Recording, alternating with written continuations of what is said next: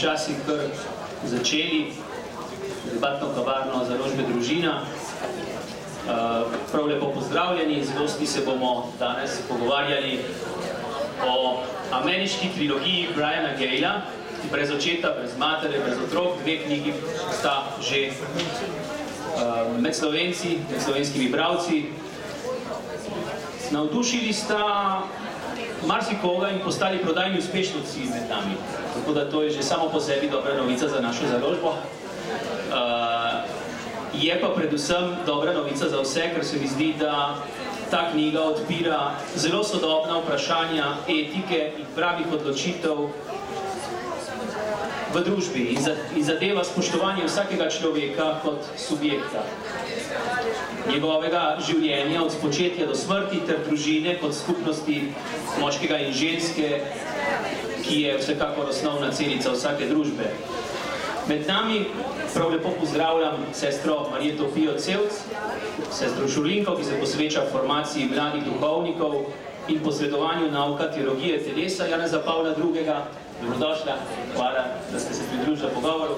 Aleša Primca, voditelja civilne iniciative za družino in pravice otrok, Igorja Volka, enega od ustanoviteljev in direktorja zavoda iskrenje.net. Drži to, a ne? Dobro, pogovarjali se bomo nekako o izzivih, s katerimi se soočajo katoličani v sodobnem svetu. In te izzive je nekako ta v Ameriki sedaj že kar znani avtor Brian Gay predstavil v obliki trilogije. Brez matere se dogaja nekako v sedanjem času, kjer je že kloniranje in vprašanje, razna bioetična vprašanja so nekako že vidna na prizorišču sodobne znanosti in bioetičnih vprašanj. Izhodišče so 80. leta, v katera je postavljena prva knjiga, kjer so morda navedeni nekako razlogi sedanjega stanja. Trilogija se pa zaključuje z knjigo Brez očeta, ki pa posega nekako tja v leto 2045 in do leta 2060 in nakazuje morda tudi malo preko govorice znanstvene fantastike, kaj nas čaka, če ne naredimo nekega prevrata, ne nekako v družbi, pač pa v nas sami in preko nas naprej. Roman, no naj povem še to, rekel bi, da je ta zasnova romana in pozorila, ki jih ti romani podajajo, resnično se lahko razumejo nekako kot znanstvena fantastika, če ne bi recimo prejšnji teden v časopisu nekako bral gospoda Cordeira, profesorja na Kalifornijski univerzi za singularnost, ki trdi, da bomo do leta 2045 ljudje postali nesmrtni. In govori o dejstvu, da je opisan nekako poizkus nanotehnologije, da ustvari novega človeka s pomočjo sintetične biologije in umetne inteligence. Nismo tako daleč od trenutka, ko dejansko se spajata in sodobna znanost, elektronika, informatika z biološkimi znanostmi. Knjiga, tako kot je sam avtor jo opisal, pa dejansko v samem jedru upošteva teologijo telesa, katero je razvil pokojni papež Blažan Janez Pavel II. Zdaj, teologija telesa je lahko tako, zveni kot neke vrste učen naslov za neko snov, katero je papež podajal dejansko ob sredah na teh svojih audiencah skozi čas in v temelju nekako gledanje na človeka in na njegovo spolnost, na njegovo celostno uresničitev kot duš in telo. In o tem bi prosil, da bi morda kot izhodiščno iztočenco pričeli pogovor preko nagovora sestre Marjete Pije. Prosim. Ja, za naš čas se mogoče zdi teologija telesa, da sta dva pojma, ki ne gresta skupaj, da si nasprotujeta. Ampak dejansko gre za to, teologija kot veda o Bogu in telo pomeni, da lahko s pomočjo tega, kako smo ustvarjeni, kako smo človeška bitja z vsemi razsežnostmi, tudi seveda telesno, ki je zunanje navzven, kako lahko skozi to odkrivamo, torej skozi odkrivanje skrivnosti človeka, odkrivamo, kdo je Bog. V osnovi drži, da smo ustvarjeni po človeku v Božji podobi. Izhaja iz tega razodetja, tega daru, ki so nam ga v bistvu pokopali, skopali, prinesli ljudje, da je biti s krščanstvom še poglobljeno in razvito. Torej, iz tega, da smo ustvarjeni po Božji podobi, izhaja in to poskuša povedati za naš čas, za sodoben čas. Presega dualnost, ločitev med duhom in telesom in se vrača k tej celostnosti. Preprosto povedano. Namesto, da bi študirali, pa vedno vedeli, kaj je v taki debeli knjigi, kateheze, Janeza Pavla II. So takole debele, nam v bistvu pomaga, da začnemo razumevati same na sebe, samo sebe v vsem tem, kar kot človek, oziroma kot moški, ali ženska sem. In skozi mojo poglobljeno razumevanje mene same, moje spolnosti, vse, kar lahko žena vanje, od čustvo, do tega, kako so moje oči ustvarjene, do tega, kako deluje hormonski sistem v meni, skozi to razumevam, da kaj je moj glavni namen v življenju. Teologija telesa pomaga, da ne samo v tem, kako stvari so, ampak tudi začne živeti, izkušati. Tako lahko razumem, da pomen mojega telesa ni samo v tem, da jaz v njem vsem nekako, ampak mi razodeva, da me je Bog podaril najprej samo sebi, da začnem razumevati telo kot dar. Telo, tukaj je vedno fajn, da vedno naredimo prele razlago, prepajanje načaja. Telo ne pomeni biološki organizem, samo to fizično, kar lahko primamo, ampak biblično in tudi skladu z Janezom Pavlom II. Razumemo telo kot jaz sebe. Telo je oseba, človeška oseba. Spravi, skozi odkrivanje skrivnosti človeške osebe človeka razumevam, kaj pomeni spolnosti, spet ne samo na en odr način, kot je dovolj popularno danes v medijih, ampak na ta širok, ki me odpira v dojemanje skrivnosti Boga.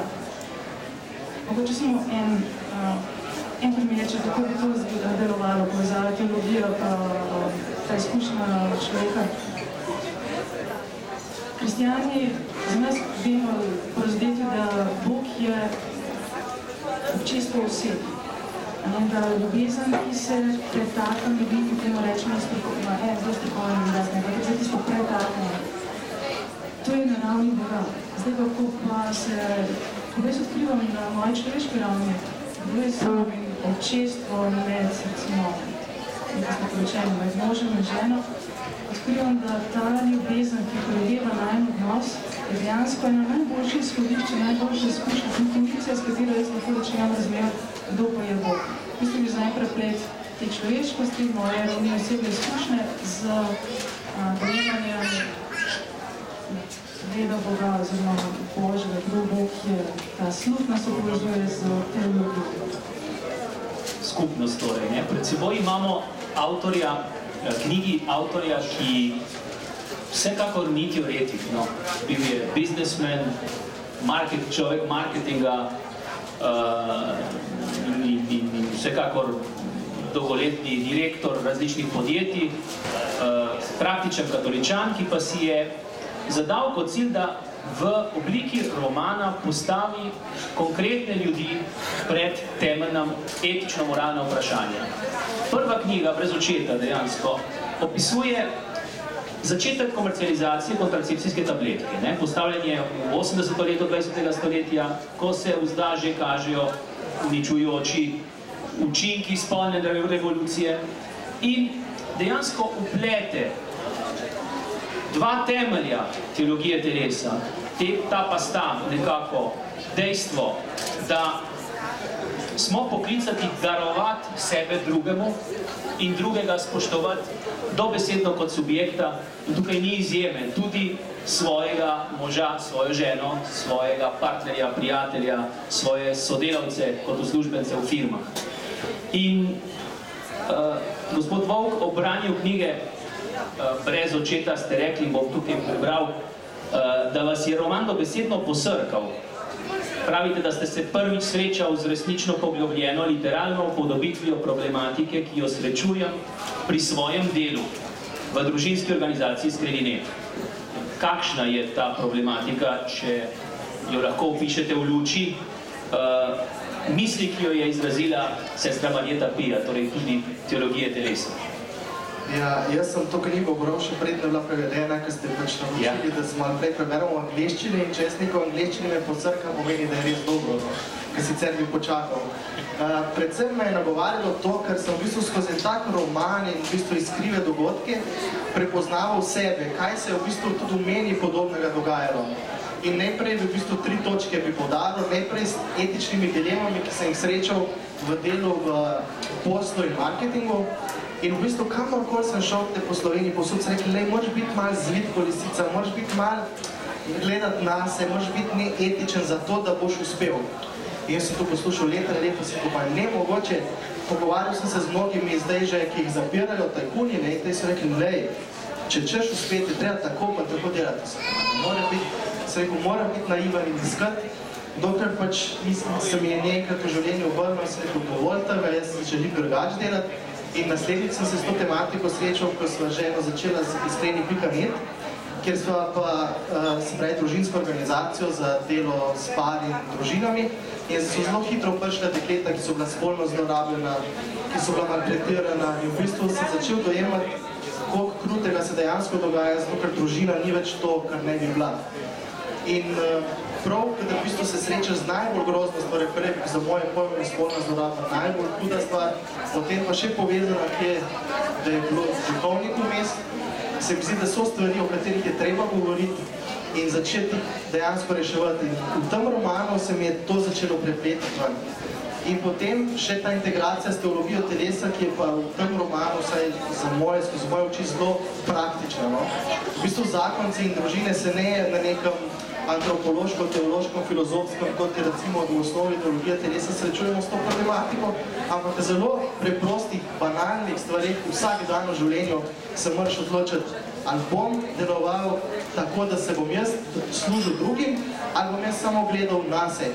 In ali bom živel to podarjanje skozi konkretne situacije. In tretji vidik je pa, ker se je moja žena odločila, da bo zapustila farmacijo, kjer je po bistvu tudi prišla do določenih podatkov, študij, ki niso najbolj upriti določenim, zdaj ne bomo konkretnosti govoril, tabletah in v bistvu je postajala vedno bolj prazna.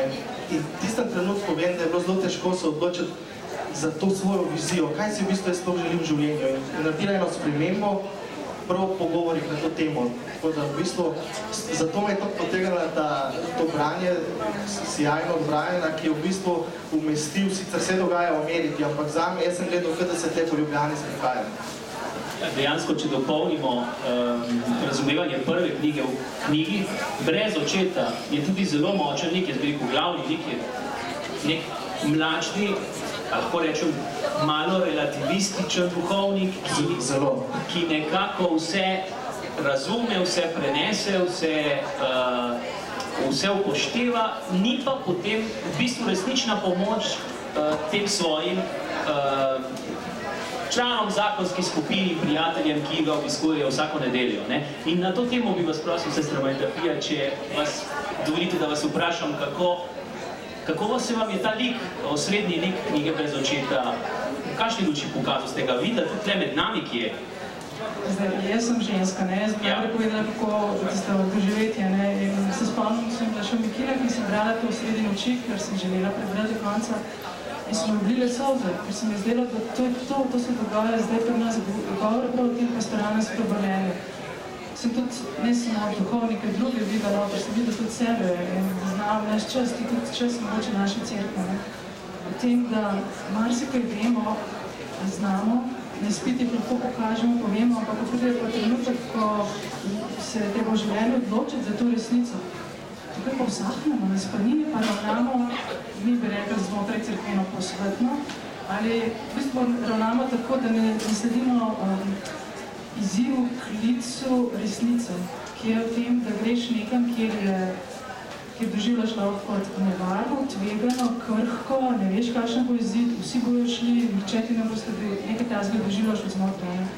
Tako da me je pretresno in seveda sem vedno dodala, ja, ampak včasih je tako idealizirano predstavljen, v drugi knjigi je bolj realistično, se je približal pisatelj tudi v dejanskem življenju in vrhovnika, tudi seveda preskušenosti že. Tako da, ja, v tem bi videla ravno te neke vrste podedovanje površnosti skoraj, no? Ja.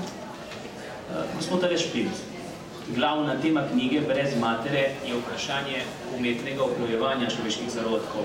Tle imamo že opravka z stvarmi, ki se dogajajo okoli nas v tem samem trenutku.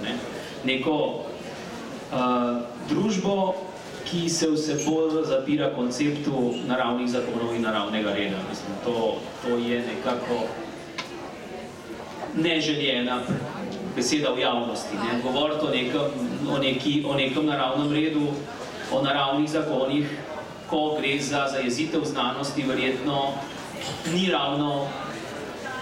ravno stvar, o kateri bi želeli tako v javni debati preveč govoriti. Ne utemeljujejo se vsekakor dosežki znanosti in meje te znanosti, predvsem znanstveno.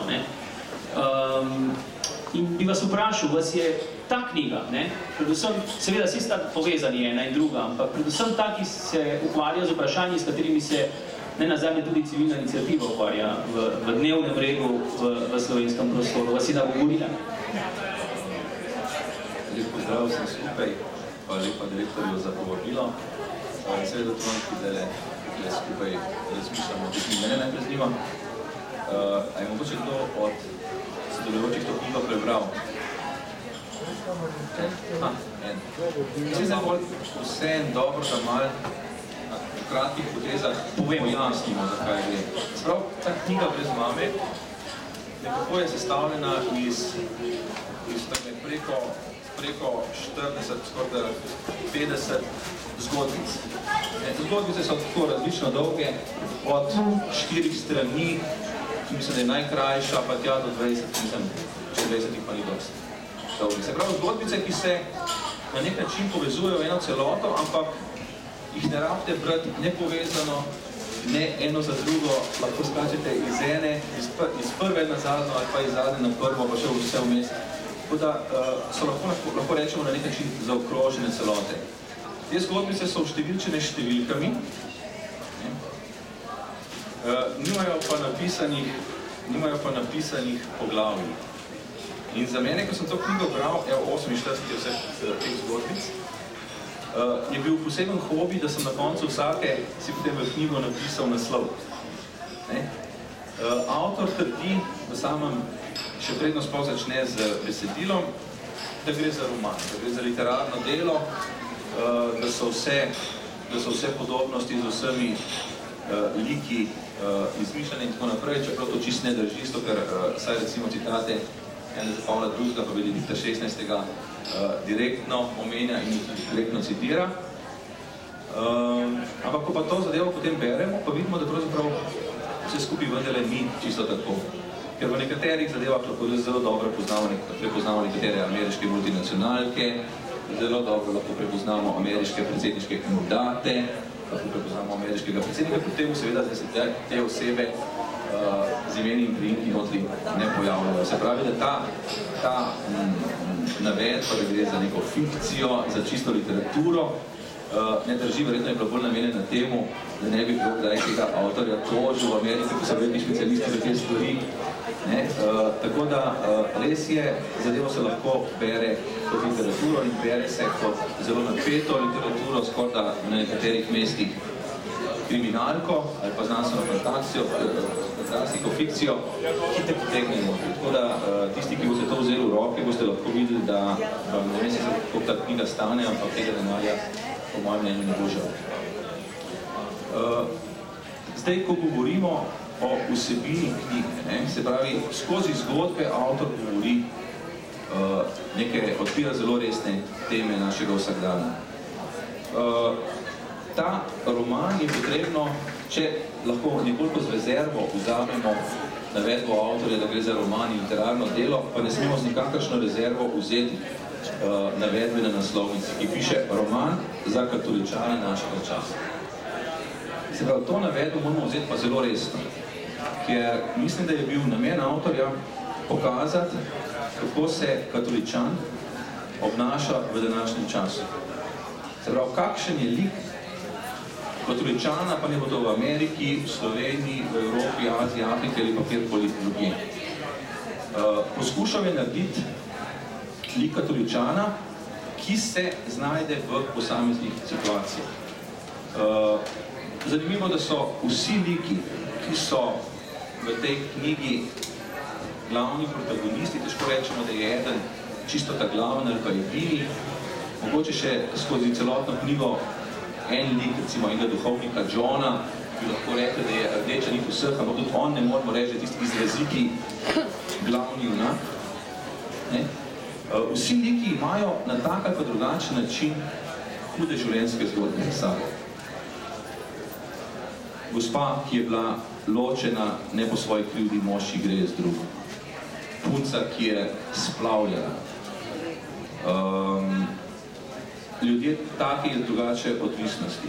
Veliki gospodarstveniki pred težkimi etičnimi dilemami.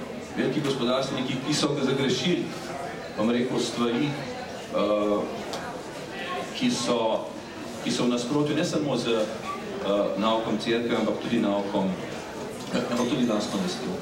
Se pravi, na nek način imamo opravka v vseh teh naših junakih z nami samimi. Se pravi, z ranjenci, kar je vsak od nas tukaj in zdaj. Se pravi, noben od nas ni, pa vas ne poznam osebno, ampak upam trditi, glede na to, da poznam že kar nekaj ljudi in ne poznam nobenega, ki bi za sebe lahko rekel, da jaz sem pa idealen. Ne poznam nobenega, ki pa ne bi rekel, jaz sem pa res, imam tako srečo v življenju, nisem pa nikoli nobenega resnega problema, vse mi je šlo vedno gledati. Skratka, kad jaz poznam ljudi, vsi vemo več ali manj, da nismo idealni, vsi imamo take in drugačne, manjše in večje in tudi zelo hude